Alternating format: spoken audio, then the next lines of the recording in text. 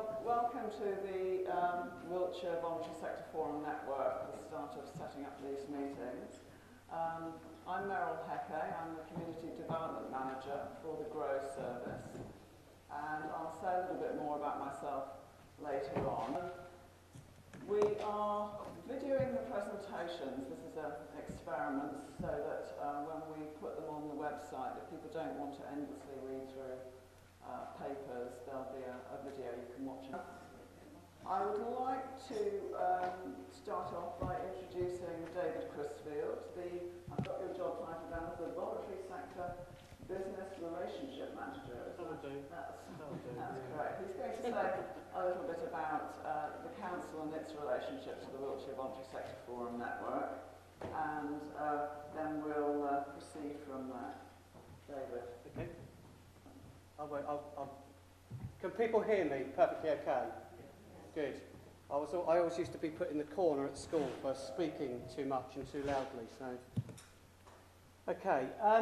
Good morning. Yeah, as Meryl said, David Crisfield. I work for Wiltshire Council in the voluntary sector unit, which was a unit set up, a new unit set up last year, off the back of the review that was done back in 2007-2008, looking at the role of the council and at the Primary Care Trust and its relationship with the sector. And the unit was set up because one of the things that was coming out of that review was a feeling from the sector that it needed a very kind of clear route into the council and a single point of contact on issues relating to the voluntary sector. And I think it'd be fair to say that in the time that the sector's been set up, I think it's begun to really prove its worth and its value. I'm kind of here partly just to endorse and to support the voluntary sector fora that have been set up across the county.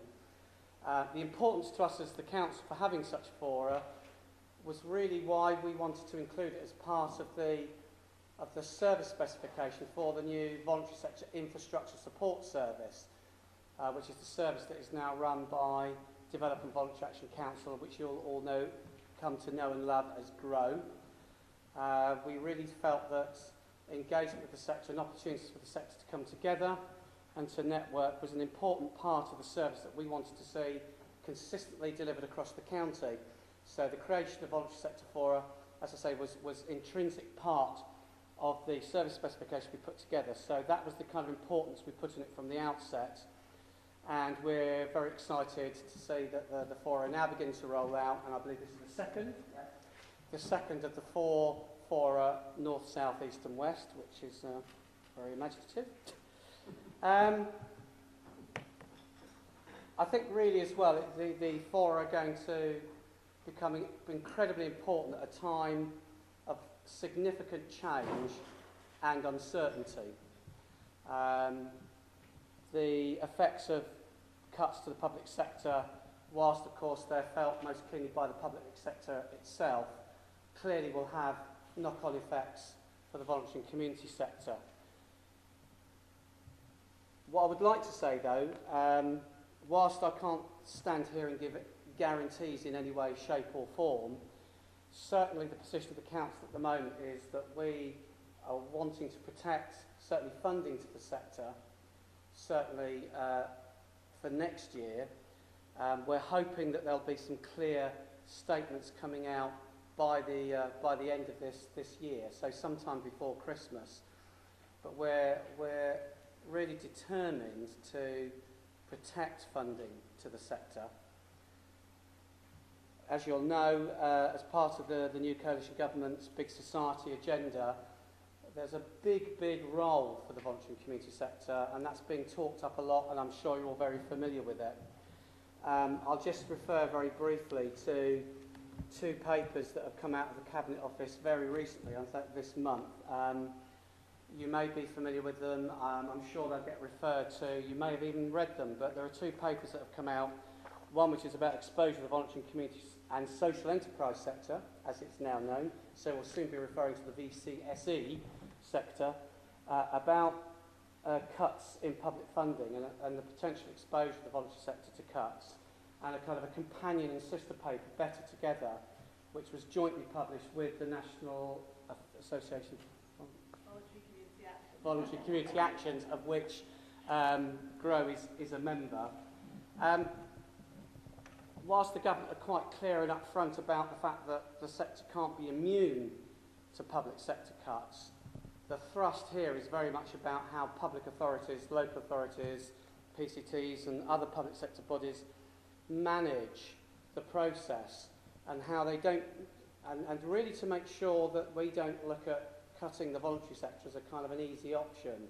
So the whole thrust is about valuing the sector and managing public sector cut processes in a way that it won't in any way destabilise the sector. So there's some quite important guidance there that we are taking account of, and I think, well, I hope will be reflected in the stance that we will take as a local authority in our relationship with the sector, certainly over the coming 12 months, in that, as I say, we will do everything that we can to protect funding.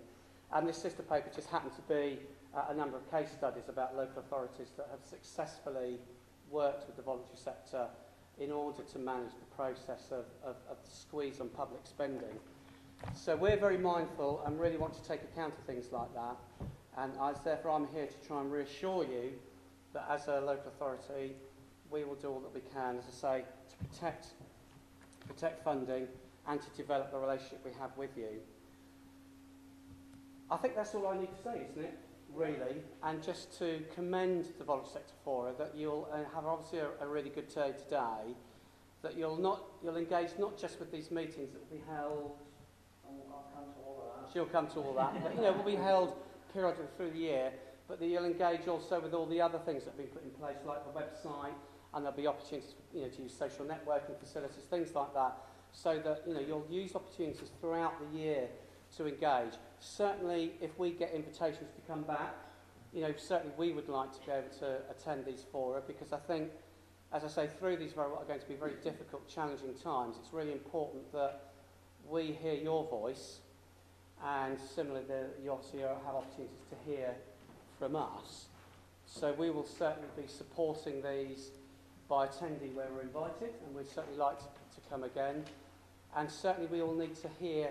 If we're not actually attending meetings, we'll take account of the kind of issues and messages that are coming through from you, so that we can learn from you and that we can improve that relationship as we go forward through these challenging times together.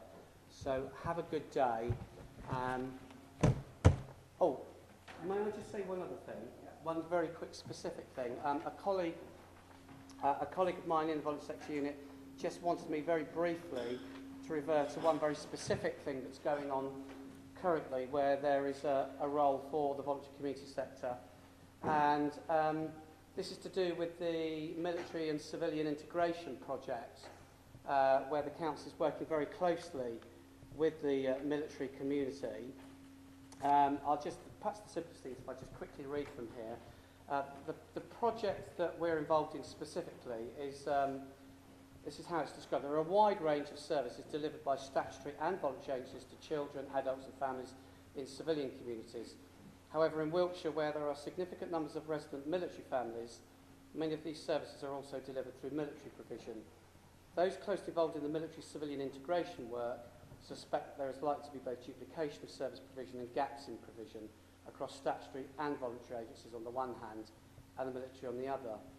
In order to identify whether or not this is the case, there is a need to undertake detailed audit of service provision and to map this across the military communities in Wiltshire. The outcome of this project is that better information so that we can join up services and better meet the needs of military families. Why is it important for you? Well, we're inviting VCS groups to tell us about any work that you're currently doing with military communities. That could be something you're doing directly or indirectly. You might be doing it as part of some kind of a partnership arrangement. There will be a SNAP online survey taking place in a couple of weeks' time, and that's going to be accessed via the Grow website. So please take part in that. And if anybody also just wants to make contact about anything that you're doing in relation to work with military communities or would like to be involved in the future, in the first instance, you can always contact me. I mean, my contact details are available, are they? Yeah. So that's just one very sort of specific thing and an opportunity for you, if you are currently involved or would like to be involved in work about engaging with the military community, then please let us know. that's me done. And I think I've... Hang on to my